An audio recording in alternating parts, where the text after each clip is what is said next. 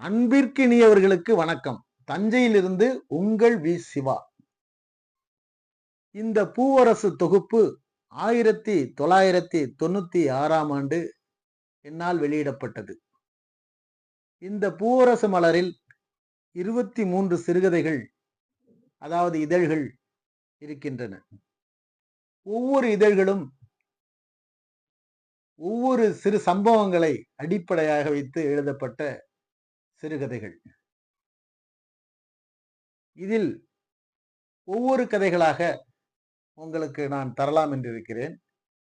என்னுடைய முன்னுரை: இந்த மலரில் ஒட்டிக்கொண்டிருக்கும் அத்தனை மகரந்த துகள்களும் மனம் பரப்பும், உங்கள் மனம் நிரப்பும் என்ற நம்பிக்கை எனக்கு ஆகாயம் அளவிற்கு.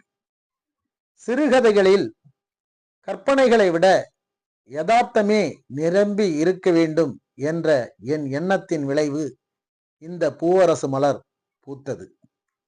ஒவ்வொரு சிறுகதையிலும் உலாவரும் பாத்திரங்கள் என்னை சார்ந்தவர்களின் உணர்ச்சிகளின் வெளிப்பாடு. தாய் பாசம், கணவன் மனைவியின் இல்லற பிணைப்பு, மனித மனங்களின் சலனங்கள், சஞ்சலங்கள், சபலங்கள், ஆசாபாசங்கள், மனித நேயம், மதச்சாத்தான்களின் வேஷம், நம்மில் ஒளிந்து கிடக்கும் நம்பிக்கை, அத்தனையையும் வெளிக்கொண்டு வந்திருக்கிறேன் என்னால் இயன்ற அளவு. இந்த சிறுகதைகள் அனைத்தும் என் மனதில் தினமும் அலைமோதிக் கொண்டிருக்கும் கேள்விகளின் பிரதிபலிப்புகள். சிறுகதைகளில் முற்போக்கு சிந்தனையும் இருக்கலாம், பிற்போக்கு சிந்தனையும் இருக்கலாம். ஆனால் சிறுகதைகள் வேடம் பூண்டு இல்லாமல் யதார்த்தமாக இருக்க வேண்டும். அப்படித்தான் இந்த மலரின் இதழ்கள் மலர்ந்திருக்கின்றன.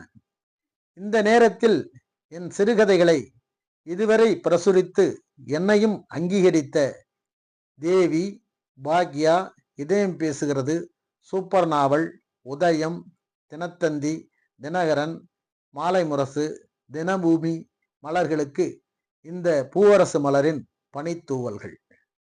மேலும் தமிழக சிறுகதை என்ற தலைப்பில் தினகரனில் வெளியான என்னுடைய மனசு என்ற சிறுகதையை மறுபிரசுரம் செய்த மலேசியாவின் சூரியன் இதழுக்கும் என் பணிவான வணக்கங்கள்.